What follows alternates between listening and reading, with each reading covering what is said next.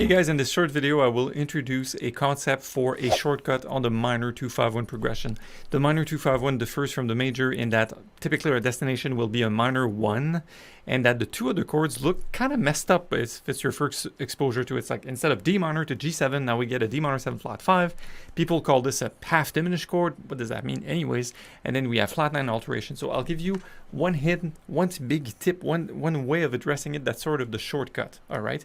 And the secret yields into having only one chord scale for the entire thing. You ready for this? All right, so let me introduce you to the beautiful world of HMD.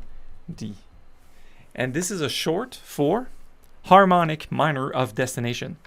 Repeat after me. Harmonic minor of destination. In that, whenever there's a chord like this, like the G7, and it's flat 9 or it's part of the minor 2-5, one thing I can think of is that D, the destination in this case, is a C minor.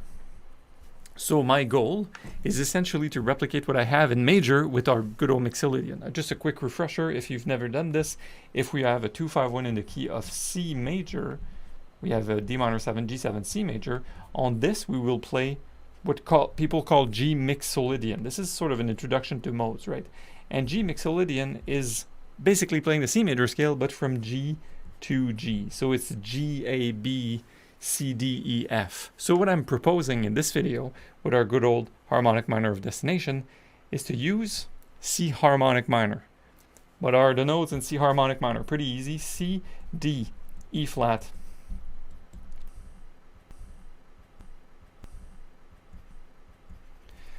so if you already know your major scale, what you have to pay attention to is 1, 2, flat 3, whoops, this one is different, 4, 5, flat 6, and 7. So there's these two notes that you have to pay attention to.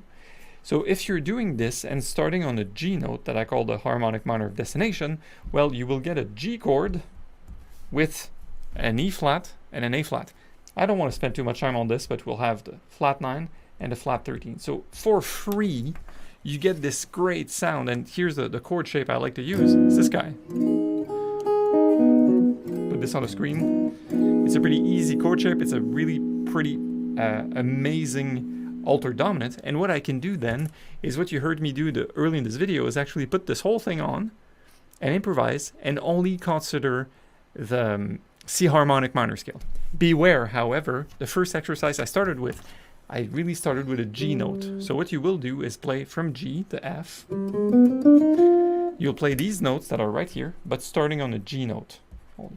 So essentially our note order, I'm going to make another screen for this.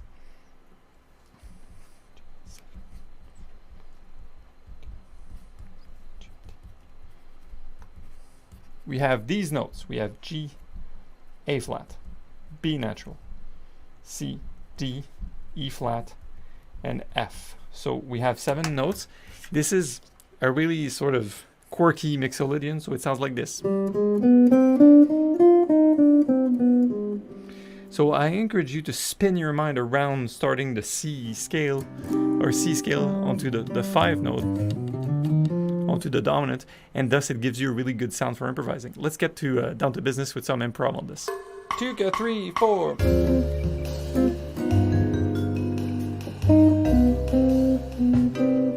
Let's work.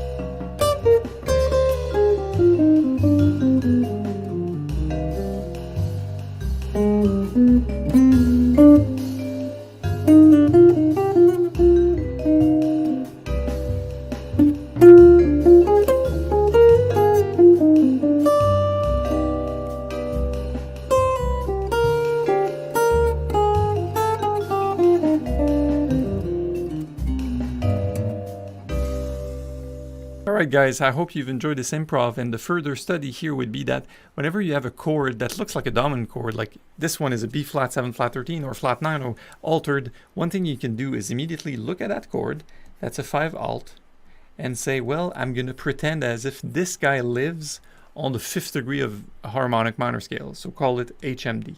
And for instance here, I picked this up, it's pretty obvious to look at it. If it's a B7, now it's a flat 9, flat 13, whatever, if it's an alteration of kind, I'm going to say, well, this belongs now to E harmonic minor. So that's where it pays off to really to learn the harmonic minor scales and learn different fingerings, because it gives you an altered scale for free if you want. So instead of just working on Mixolydian or try to pass blues licks and just try to do all the arpeggios, if you learn the scale properly, it gives you a really neat destination. And even if that chord is an altered one that does not resolve this way, it's a great trick, especially if chords pass by really, really fast. Okay, so this is Autumn Leaves, all right? So here you could say, well, I'm doing a 2-5-1 in G major, then I'm doing a 2-5-1 in E minor, but then people say, what do I do with E minor, Mark? Well, I just teach my students for this whole passage, don't even think of S sharp, whatever, don't think about that. Think of where you're going, and it's going to fuel your lines for getting even better at improvs. Let's grab another example with this. All right, here's another tune I think I want to look at in an instant and not necessarily notate this, but I will tell you this. Look, this is Confirmation. This is a song by Charlie Parker, right? And when I get this, regardless of how fast, even if it's a slow tempo, this is too fast for me to start thinking of a minor 2-5 and whatever. So look at what I would be thinking about. Well, maybe I'll notate it on the sheet actually. So if we have E minor 7 flat 5 to an A7 flat 9, where is this going? Well, the HMD is D harmonic minor of destination. I'm just going to write HMD. It's HMD, okay? D. Right, so during that bar that I've outlined here, I'm not even thinking of these two chords. I'm just thinking of the D. But look, the D is there, kind of, right? So I see where I'm going. So I can always simplify a bar if it goes too fast by thinking of a single scale and especially thinking of the destination. Same here. You want an altered sound, whatever, where's this going? Consider this would be set up on the 5 of the destination. So that's a 5 of a minor harmonic destination. In that bar, I could play F harmonic minor. The song is not in F minor, but it will give me a spicy, fun C7 to play with. Let me grab another example. Here, for instance, same. I could do F harmonic minor. I set up the 5. I set up the C, whatever G minor of sorts, could be G minor 7 flat 5 actually. And then I set up the C7 flat 9. And I think it's F harmonic minor of destination. Think of the destination. I think this is the biggest lesson. And we can do this. Man, I'll just grab the blues, for example. I'll just find it. Look at this. Okay, imagine if I took the blues in B flat like this. Say, yeah, Mark, I can shred on blues. Yeah, I can do that. Yeah, cool, okay. But what happens when you want to get things spicier? Say, well, I can do my 2-5-1. Yeah, you can do that. That's a 2-5 in that key for sure. And then get a 1-6-2-5. You know where you could use harmonic minor over this? Do you know? Check this out. Yeah. So in that bar, I have a G7. That's sort of spicy. I will consider that I'm placing that G7, again, like our first example, as the 5 of a certain key, and the key is C harmonic minor. So do you see how this can get pretty intense if I use that bar and keep thinking of making spicier things? This is going to yield a beautiful G7, flat 13, flat 9, as we've discussed. And now I'm playing this on B flat blues, right? So I'm playing B flat blues lines. I'm actually going like, and then all of a sudden in bar 8 I go,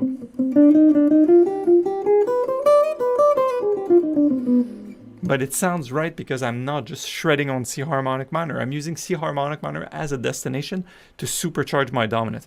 Let me play on this and leave you with that note, playing on the B flat blues for a few courses, just using C harmonic minor of destination in that bar. Let's do it.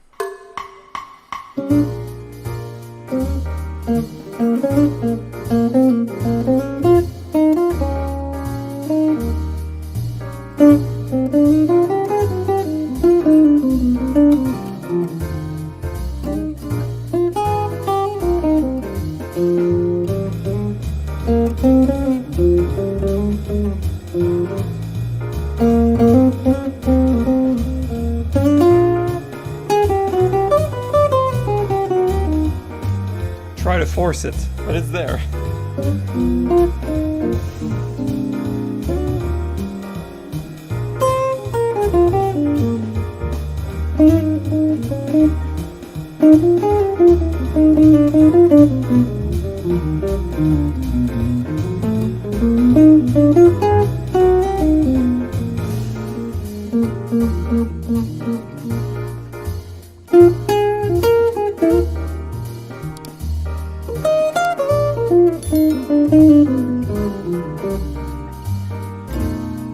rest my case.